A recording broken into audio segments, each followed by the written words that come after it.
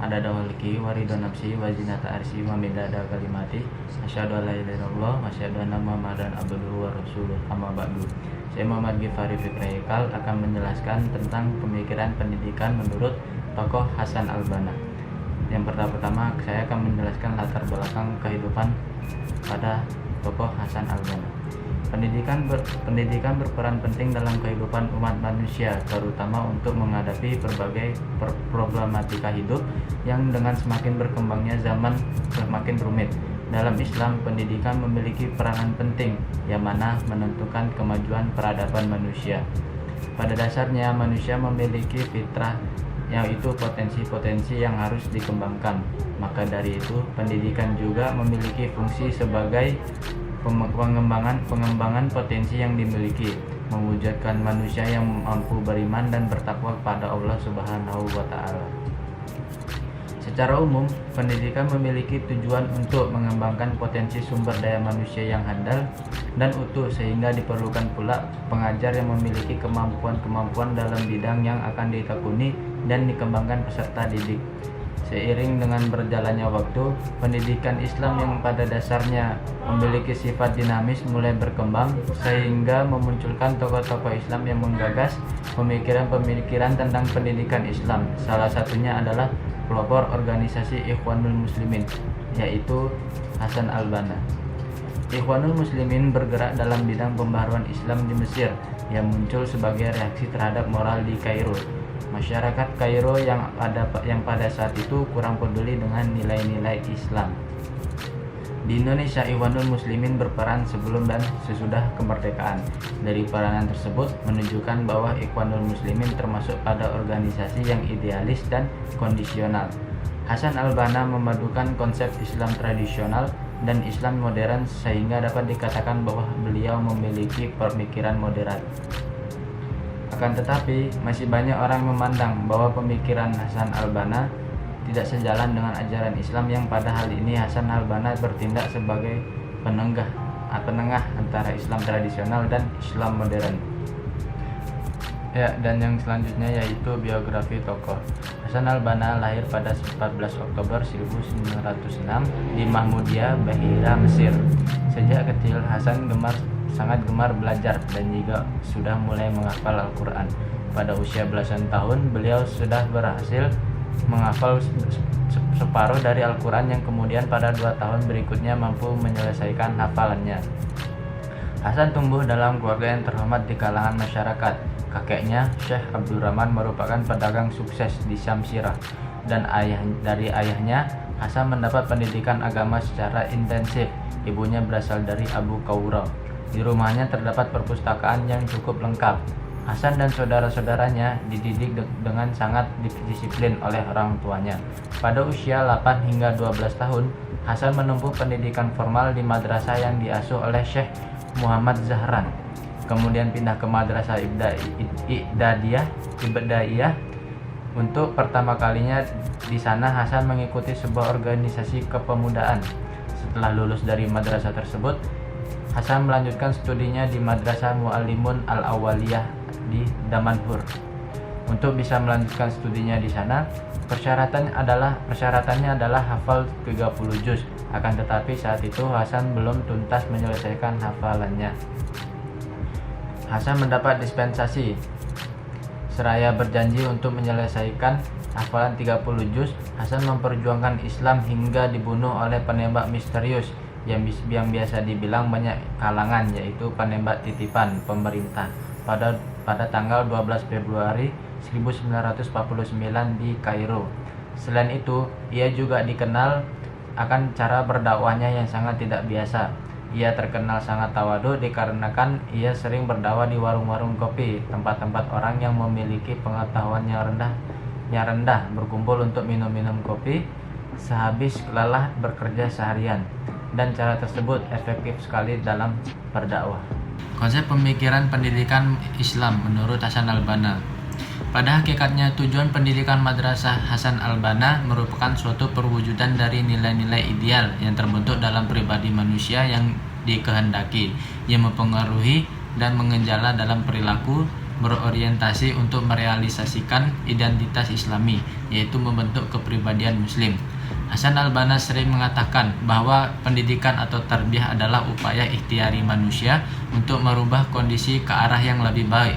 Beliau berkata, pendidikan atau tarbiyah harus menjadi pilar kebangkitan. Pertama, umat Islam harus terdidik, dengan itu akan mengerti hak-haknya yang harus diterimanya secara utuh dan mempelajari berbagai sarana agar dapat memperoleh hak-hak tersebut. Mencermati kutipan di atas, setidaknya ada 3 hal yang sangat mendasar dan perlu digarisbawahi yang berkaitan dengan pendidikan Islam. Yang pertama, umat Islam tidak boleh menjadi umat yang bodoh. Ia harus punya pendidikan. Dan yang kedua, umat Islam harus mengetahui dan menjalankan kewajibannya. Dengan itu, ia akan mengetahui hak-hak yang harus menjadi miliknya. Yang terakhir, umat Islam tidak hanya dituntut punya pengetahuan teoritis, tapi juga keterampilan atau skill sebagai sarana memperoleh hal-hal yang berkenan dengannya. Yang selanjutnya itu materi pada konsep pemikiran pendidikan Hasan al-Banna. Yang pertama yaitu dari aspek ketuhanan. Aspek ketuhanan atau keimanan merupakan segi terpenting dalam pendidikan Islam. Yang demikian itu karena tujuan pertama dari pendidikan Islam adalah membentuk manusia yang beriman kepada Allah.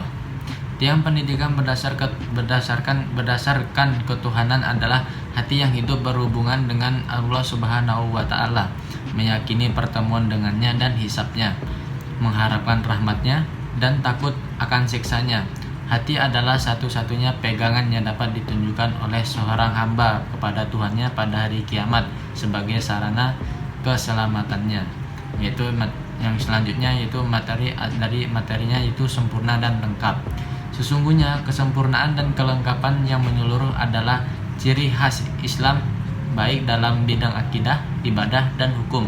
Semuanya mendapat tempat yang khas dalam bidang pendidikannya. Menurut Hasan al-Banna, metode pendidikan harus seirama dengan konsep dan martabat manusia sebagai khalifah Allah.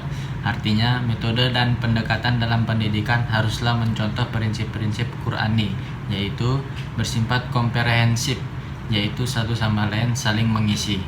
Yang selanjutnya mampu mendidik manusia untuk layak berintegrasi bagi kehidupan dunia akhirat. Selanjutnya, mengakui adanya kekuatan dalam diri manusia, ruh, akal, jasmani, dan bekerja demi memenuhi kebutuhannya. Yang selanjutnya, siap untuk diterapkan, artinya tidak terlalu idealis dan mungkin diikuti dan diterapkan oleh manusia. Yang selanjutnya, mode praktik, bukan sekedar teoritis. Dan yang selanjutnya, bersifat kontinu, sesuai bagi seluruh manusia dan berlangsung sampai manusia bertemu Rabb-nya. Dan yang terakhir yaitu menguasai seluruh perkembangan dalam hidup manusia. Evaluasi sebagai salah satu komponen pendidikan sasarannya adalah proses belajar mengajar. Namun, bukan berarti evaluasi itu hanya tertuju kepada hasil belajar murid. Ia juga bisa meramalkan tentang keuntungan yang diperoleh melalui penyelenggaraan yang tepat dalam memutuskan teknik-teknik. Dalam pelaksanaan evaluasi, ada beberapa hal yang muncul dari pemikiran Hasan al-Banna. Di antaranya yang paling penting sekali adalah kejujuran. Untuk membentuk sifat jujur dalam diri peserta didik, ia menerapkan sebuah model evaluasi al-muhasabah sebagai sebuah metode untuk membentuk sikap percaya diri, yaitu membuat pertanyaan-pertanyaan yang ditunjukkan oleh seseorang kepada dirinya sendiri dan ia sendiri yang harus menjawabnya dengan iya atau tidak. Introspeksi hanya dilakukan sendiri, tidak memerlukan pengawasan orang lain. Tujuannya adalah menanamkan kepercayaan kepada diri sendiri. Untuk membentuk jiwa yang jauh dari kecurangan, Hasan al-Banna menanamkan keyakinan kepada mereka bahwa Allah selalu menyertai mereka. Sedangkan dari aspek tujuan evaluasi adalah menjadi sarana kenaikan manzilah atau kedudukan. Relevansi pemikiran pendidikan Islam Hasan al-Banna dengan pendidikan masa terkini. Tujuan pendidikan menurut Hasan al-Banna yang menekankan pada keseimbangan antara jasmani, akal, dan hati sangatlah sesuai dengan tujuan pendidikan masa sekarang. Hal yang tersebut bisa dilihat dari pendidikan sekarang yang menekankan keseimbangan antara ranah kognitif, afektif, dan psikomotorik. 3 strategi yang diterapkan Hasan al-Banna untuk mereformasi kurikulum pendidikan seperti melakukan seleksi terhadap materi-materi pelajaran, menyeleksi dan menyiapkan guru, dan menyeleksi buku-buku ajar yang masih diterapkan sebelum pembelajaran dimulai di era sekarang ini. Hal tersebut dapat dilihat dari seorang pendidik yang membuat RPP atau bisa disebut rencana pelaksanaan pembelajaran sebelum memulai proses belajar mengajar. Metode pendidikan yang digunakan Hasan al-Banna merupakan metode pembelajaran modern yang pada masa sekarang masih relevan, mengingat sebagian besar dari metode tersebut masih digunakan pada proses pembelajaran sekolah-sekolah, terutama sekolah ideal. Pemikiran Hasan al-Banna dapat dikategorikan ke dalam pemikiran rasional religius, yaitu mengedepankan akal dengan tetap berpegang teguh pada sumber ajaran agama, yaitu Al-Quran dan Sunnah. Pemikiran Hasan al-Banna dalam hal pendidikan dapat dikategorikan ke dalam aliran rekonstruksionisme, yaitu suatu aliran yang berusaha mengatasi krisis kehidupan modern dengan membangun tata susunan hidup yang baru memulai lembaga dan proses pendidikan. Adapun teori dan ide pokok kependidikan yang ditawarkannya sangat ideal dan relevan untuk saat ini. Hal ini terlibat adanya aspek-aspek yang diterapkannya melalui pendidikan madrasah. Di sana terdapat keseimbangan antara pengetahuan umum dan pendidikan agama. Kesimpulan, berdasarkan uraian tersebut terlihat jelas bahwa konsep pendidikan yang ditawarkan Ikhwanul Muslimin sejalan dengan visi dan orientasi perjuangannya, yaitu membebaskan masyarakat dari keterbelakangan, baik dalam kehidupan keagamaan, ekonomi, politik, sosial, ilmu pengetahuan maupun kebudayaan. Dengan demikian, Ikhwanul Muslimin menempatkan pendidikan sebagai alat untuk meningkatkan harkat dan martabat umat Islam, khususnya yang berada di Mesir pada saat itu. Untuk mencapai visi misi tersebut, Ikhwanul Muslimin telah menggunakan semua jenis dan model pendidikan, dari yang bersifat formal sampai kepada yang bersifat non-formal, untuk mewujudkan visi dan misinya itu. Demikian pula, berbagai metode yang dipandang efektif dan berdaya guna dapat digunakan sebagai cara untuk menerapkan pendidikan. Seluruh kegiatan pendidikannya itu terlihat didasarkan pada ajaran yang terdapat dalam Al-Quran dan praktek kehidupan Rasulullah dan para sahabatnya. Dalam kaitan ini, maka Ikhwanul Muslimin dapat digolongkan kepada kelompok Sunni dan Salafi karena selalu merujuk kepada kemurnian ajaran Islam. Dan yang terakhir, penutup, apabila saya ada kesalahan mohon dimaafkan dalam penjelasan ini. Wabillahi taufiq wal hidayah. Wassalamualaikum warahmatullahi wabarakatuh.